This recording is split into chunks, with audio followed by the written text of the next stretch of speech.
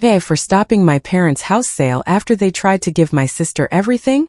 I'm Samantha, 38, and the oldest daughter in a family that treated responsible, like it was my actual name. I remembered everyone's birthdays. I brought an extra serving spoon to family dinners because my mother, Linda, always forgot one. I was the person relatives called when a reservation was wrong, a bill looked suspicious, or somebody needed a ride but didn't want to admit they had waited until the last minute. My younger sister, Brooke, was different. Brooke was 32 and had spent most of her life being described as sensitive, which usually meant the rest of us were expected to absorb the consequences of whatever she had done. When she forgot to pay a bill, it was because she was overwhelmed. When she borrowed money and missed the date she had promised to repay it, Mom said pressuring her would only make things worse. When Brooke snapped at someone, Dad said she was under stress. When I objected, Mom always gave me the same tired smile.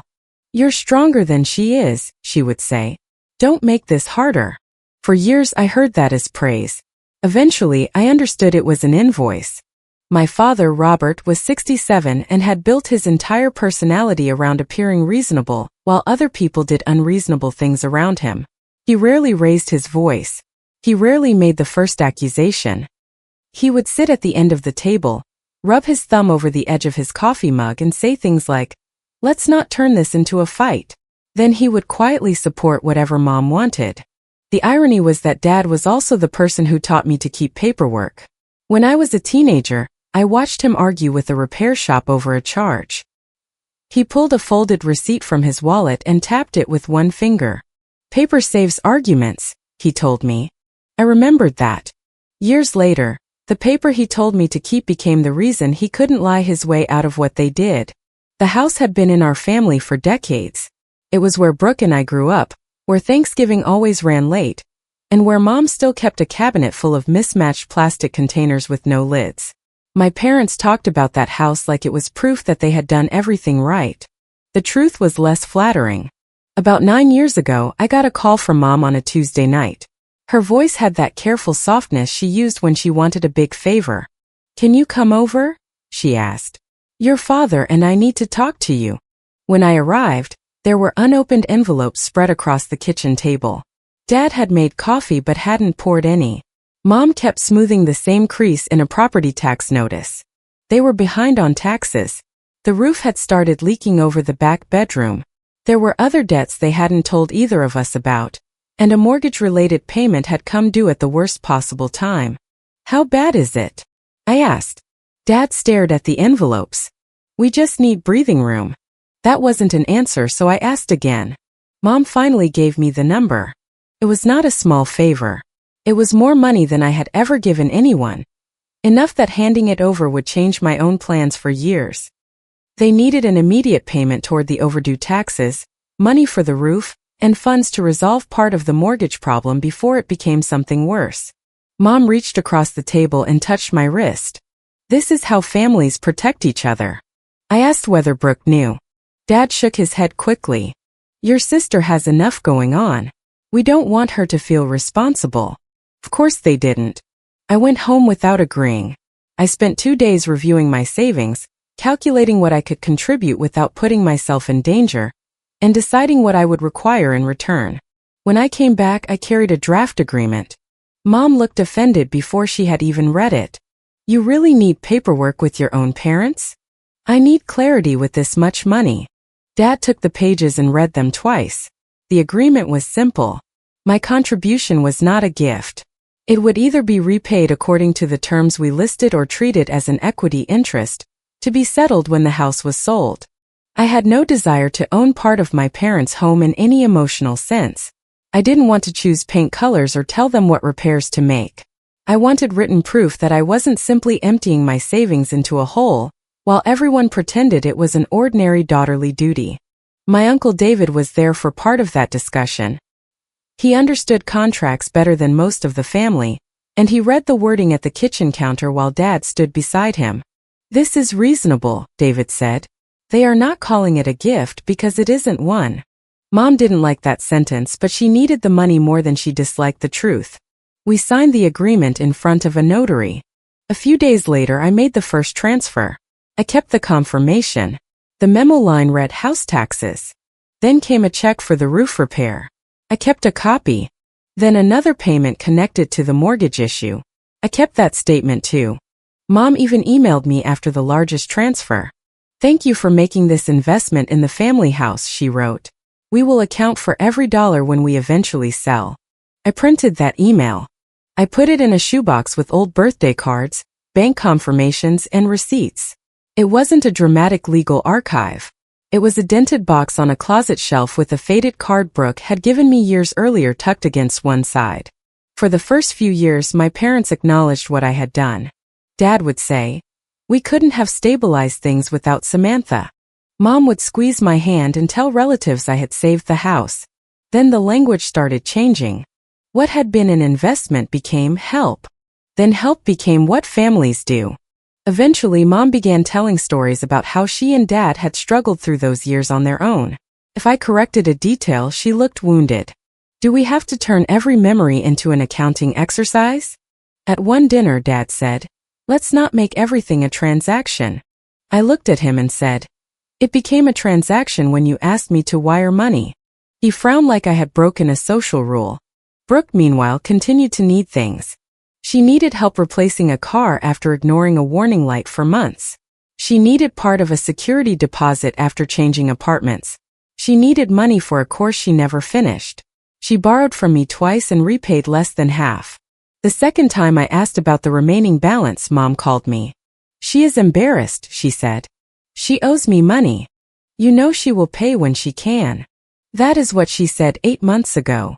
Mom sighed. "Why do you always make everything about fairness?" That question stayed with me because I could never understand why fairness was treated like a character flaw only when I asked for it. I eventually stopped lending Brooke money. That caused several months of tension, but nothing exploded. She simply went back to our parents, and our parents found ways to help her while telling me they were worried about their retirement. I began putting more distance between myself and the family's financial emergencies. I still attended birthdays. I still answered calls. I still brought the extra serving spoon. But I stopped volunteering solutions before anyone asked. Then Mom invited me to dinner. "Come by Sunday," she said. "We want everyone together before things get busy." Her voice was too sweet. "What things?" "Oh, we'll talk at dinner." "Nothing bad." That answer made me suspicious, but family dinners often came with some minor announcement. A medical appointment, a relative visiting, a repair project. I didn't expect the betrayal to be nearly complete before I walked through the door. When I arrived, the table was already set with paper napkins and Mom's blue casserole dish in the center. She had made a dessert that was far too sweet, the kind she used when she wanted the meal to feel celebratory before anyone knew why. Brooke arrived 10 minutes after me wearing a new cream-colored blouse and full makeup. She looked like someone who expected photographs. Dad barely spoke while we ate. Mom asked me about routine things. Brooke smiled at her plate. Every time I tried to ask why we were all there, Mom said, "Let's finish dinner first." After dessert, she folded her napkin carefully and placed it beside her plate. "Well," she said, looking at Dad, "we have news." Dad cleared his throat. "We're selling the house." For a second I thought I had misheard. "What?" Mom smiled, but her eyes stayed watchful. "We decided it was time. The repairs are becoming too much, and the market has been good to us. We found a buyer." "How far along is this?" Dad looked down. "We're under contract." The spoon in my hand touched the edge of the dessert plate with a small sharp sound. "You're already under contract?" "We didn't want to say anything until it was real," Mom said. Brooke reached for Mom's hand. "And there's more." I looked at her. She had tears in her eyes, but they were happy tears. Prepared tears. Mom explained that most of the available proceeds, after the mortgage payoff and closing expenses, would be used to help Brooke buy a home.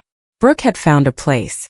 She had debt to clear, a down payment to make, and a deadline she was trying to meet. "Brooke needs a real chance," Mom said. Dad finally looked at me. "You've always been able to take care of yourself." Brooke pressed her lips together as if she were trying not to cry. "You never really needed help," she said. "I do." I didn't answer right away. I looked at Mom, then Dad, then Brooke. None of them appeared nervous about telling me the house was being sold. They were nervous about what I might say next. So I asked the only question that mattered. What happens to the money I put into this house? Mom's expression changed instantly. The softness disappeared. Samantha, what happens to it? She leaned back. Are you seriously charging your parents for being your parents? I'm asking about the agreement we signed. Dad rubbed his thumb along the edge of his glass. That was a long time ago. The date doesn't make it disappear. I don't remember it being put the way you're putting it, he said. Brooke stared at me with open irritation now. Can you not do this tonight? Do what? Make everything about you. I laughed once, not because anything was funny, but because the sentence was so absurd. You are discussing giving away proceeds from a house I helped save, and asking about my documented share is making it about me? Mom's face tightened. Family doesn't keep score. You kept score. You just put every point next to Brooke's name. Dad exhaled heavily. We thought you gave that money from the heart. I turned to him. Do you want to say in front of everyone that my money was a gift?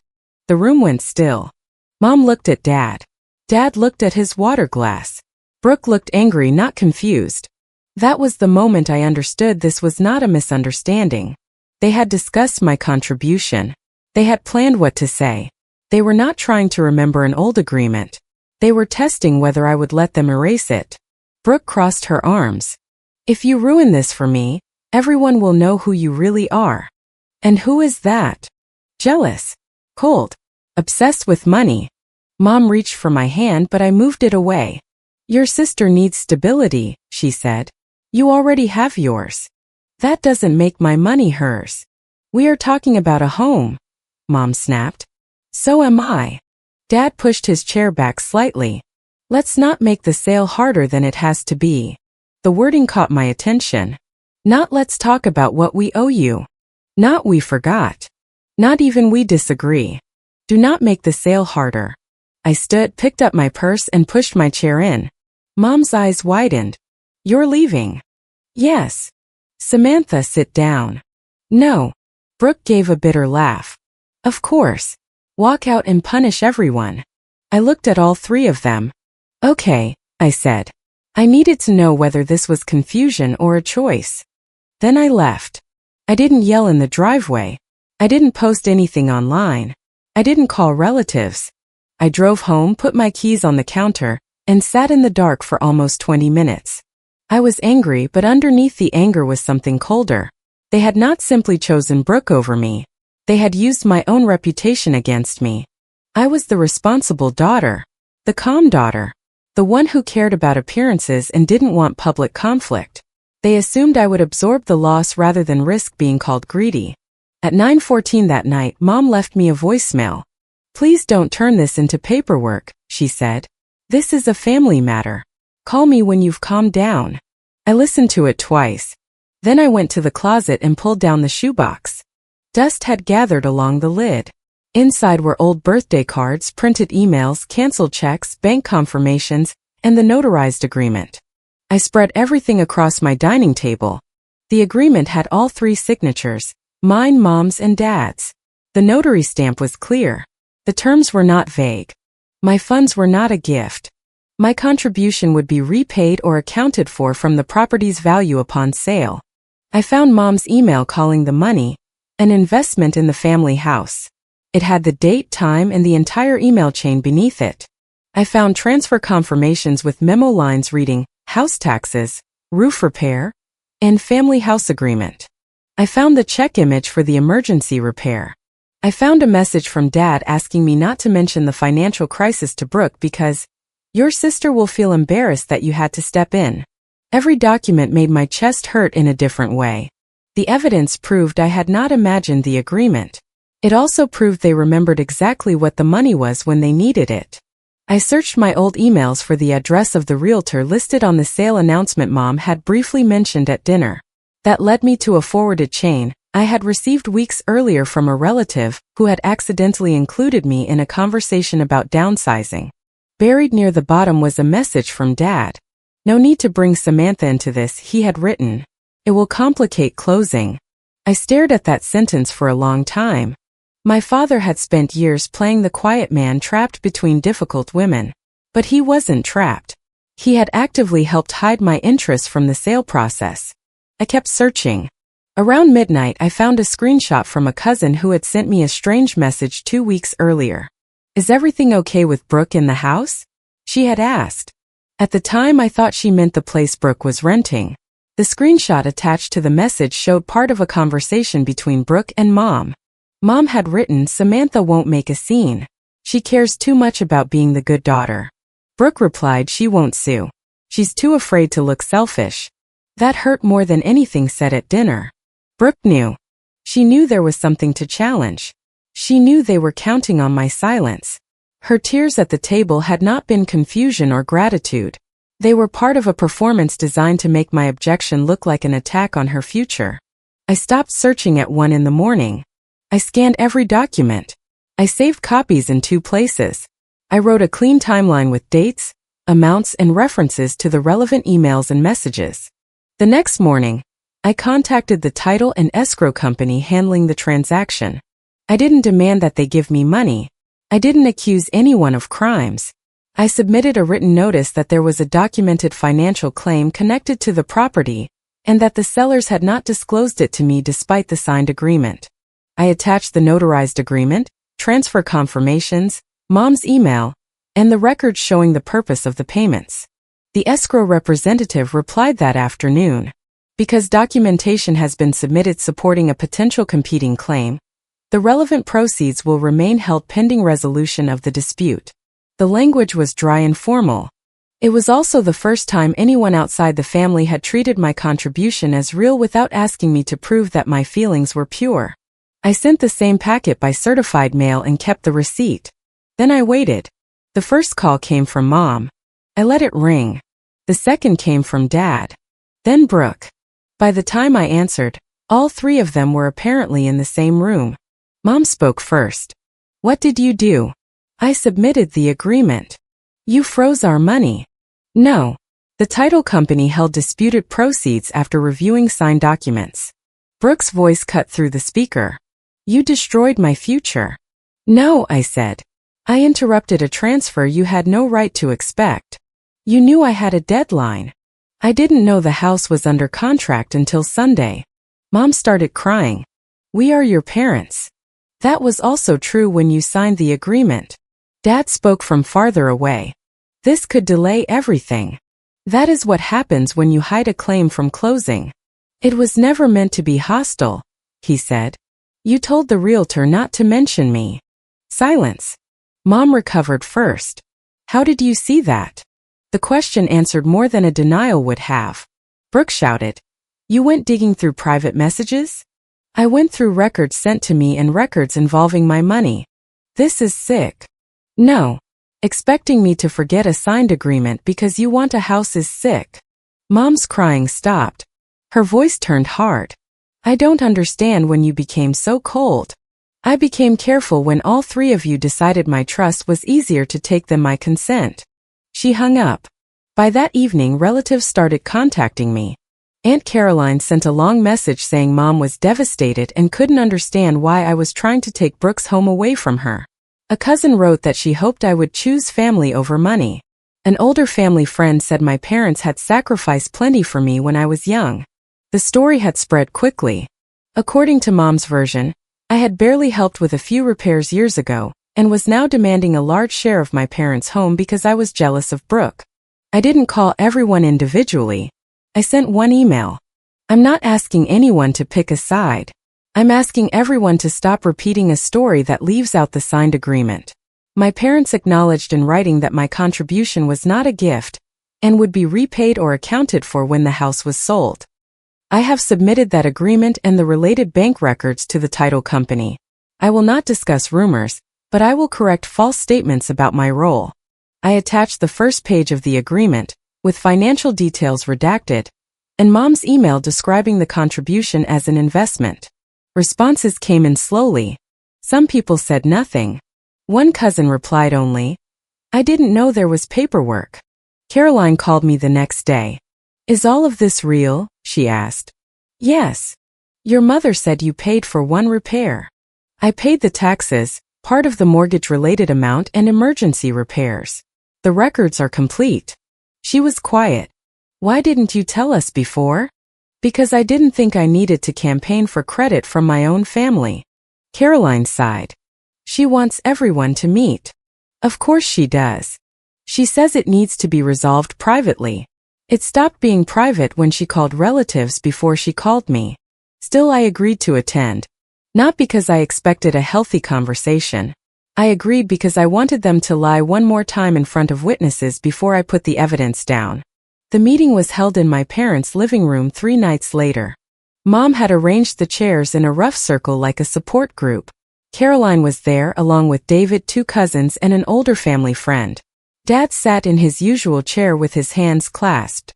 Brooke sat beside Mom with swollen eyes and a tissue folded in her lap. There were no snacks. No coffee. Mom wanted the room to feel solemn. I brought 1 large envelope. The moment I sat down, Mom began. "This has gone too far," she said. "Your sister is losing her chance at a home because you need to punish us. I am enforcing an agreement." "Listen to yourself," Brooke said. "You talk like a lawyer." "I talk like someone whose money was being redirected without consent." Dad leaned forward. "We gave you life. You gave us money. Those are not the same." "No," I said. "They are not. One is parenthood. The other is a signed financial agreement." Mom looked around the room as if asking everyone to notice how cruel I sounded. "We raised both our daughters with love. We never imagined one of them would put a price on that." David shifted in his chair. "I remember the agreement conversation," he said quietly. Mom turned to him. "David, please." "They needed the money fast," he continued. "Nobody was calling it a gift then." Dad frowned. "You were not part of every conversation." "No," David said. "But I was part of enough." Brooke began crying. "I had a place lined up. I had plans. I finally thought I was going to have something stable." I looked at her. "With money tied to my contribution. You already have stability. That sentence doesn't transfer ownership. Why do you always make everything about fairness?" "Because the alternative in this family is whatever benefits you." Mom stood. "That is enough." "No," I said. "It isn't." I opened the envelope and placed copies on the coffee table. The notarized agreement came first. Then Mom's email calling my contribution an investment. Then the bank transfer confirmations. Then the repair check. Then Dad's message asking that I not be mentioned because it would complicate closing. Then the screenshot of Brooke saying I would never sue because I was afraid to look selfish. Finally, I placed the escrow notice on top. Nobody spoke. I looked around the room. "You all heard that I abandoned my parents and tried to steal Brooke's home. Here is what I paid. Here is what they signed. Here is what they tried to hide." Caroline picked up the agreement and read the signature page twice. Then she looked at Mom.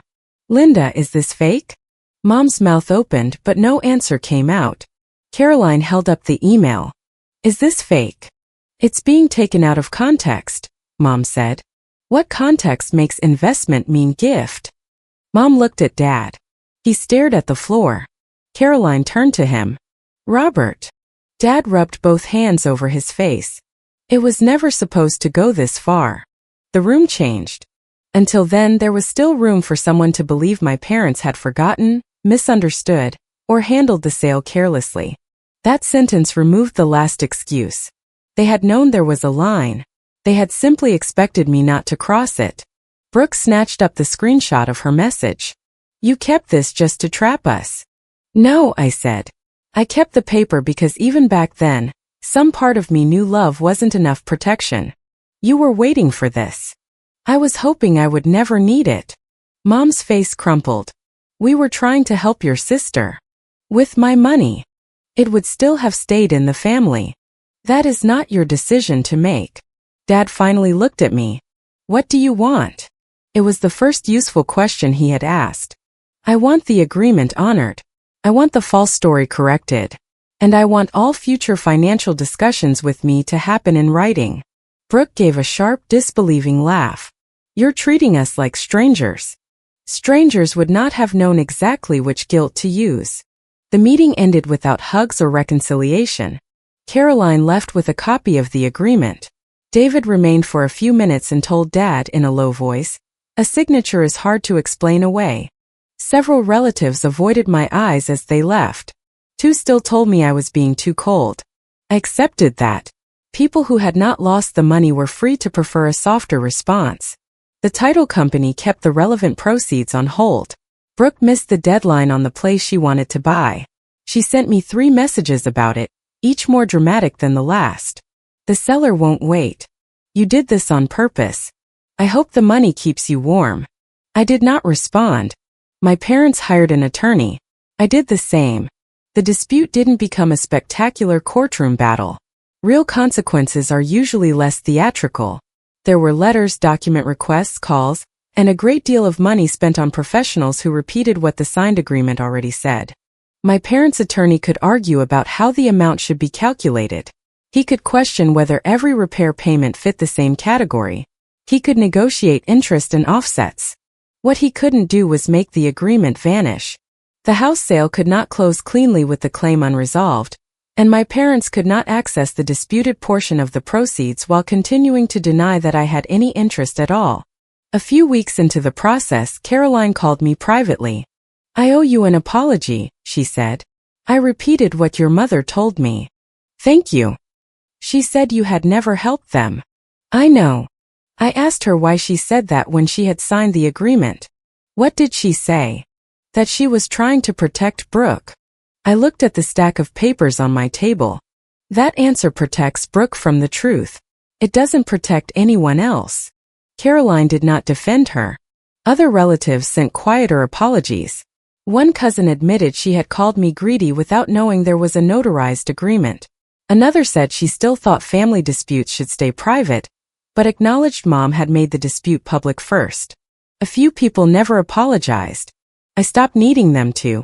My parents eventually agreed to settle. The settlement didn't make me rich. It didn't give me every dollar I would have demanded in a perfect world. Some amounts were negotiated. Certain expenses were disputed. Legal and accounting costs reduced what everyone received. But the settlement came directly from the house sale proceeds, and it formally resolved my documented claim. The final email was only a few lines long. Upon execution of the settlement documents, the agreed funds would be disbursed to me, and the remaining proceeds released according to the closing instructions. I read it twice. The money mattered. It represented years of savings and choices I had postponed. But the sentence that mattered most was the one confirming that the payment resolved my claim. Not a gift. Not a daughter's duty. Not something Brooke could inherit because she cried harder. A claim. Something real enough that the title company held money, lawyers negotiated, and my parents had to sign another document acknowledging what they had tried to erase. Brooke received less than she had expected and later than she wanted. She did not get the house she had planned to buy. She blamed me completely. One night, weeks after the settlement, she called from a number I didn't recognize. "You cost me my chance at a home," she said. I could hear traffic in the background. "You lost a gift," I said. "I almost lost money I earned and trusted all of you with. Those are not the same. You always have to win. This was not a game. You got your money. Are you happy now? I'm done discussing it. You ruined this family." No. I stopped financing the version that required me to stay silent. I ended the call and blocked the number. Mom sent her apology by text. "I'm sorry you felt hurt. We were only trying to do what seemed best for everyone." I stared at the message for a while before replying. I was not hurt by feelings. I was harmed by choices. She did not answer. Dad sent a separate message 2 days later. I wish we had handled things differently. It was closer to accountability, but still carefully passive, as if the situation had handled itself. I wrote back, "You told the realtor not to mention me. That was an action, not a misunderstanding." He never responded. After the settlement, I established rules I should have created years earlier. No more loans to relatives. No financial discussions without written terms. No family meetings designed to turn an audience into a pressure tactic. No explaining the same boundary 5 different ways to people who understood it the first time and simply disliked it. I also stopped performing the small acts that kept me permanently available. I no longer volunteered to organize every dinner. I didn't fix travel plans I had not made. When someone called with a preventable emergency, I asked what they had already tried before offering anything. Some relatives said I had changed. They were right. I had spent years believing the role of the good daughter required me to make unfairness look peaceful. I thought restraint meant swallowing the cost so everyone else could enjoy the meal. Now I understand restraint can mean taking the call, listening to the lie, going home, and finding the signed document. I still have the shoebox. The agreement is no longer inside it. That is stored securely now. But the old birthday cards remain, including the one from Brooke. Sometimes I think about Dad tapping that repair receipt years ago and telling me that paper saves arguments. He was right, just not in the way he expected. The paperwork didn't save our relationship. It saved me from being forced to accept their version of it. They called me greedy for asking for what they signed. So I let the paperwork explain what my tears never could. If you liked it, don't forget to leave a comment and support the channel by subscribing. See you in the upcoming stories.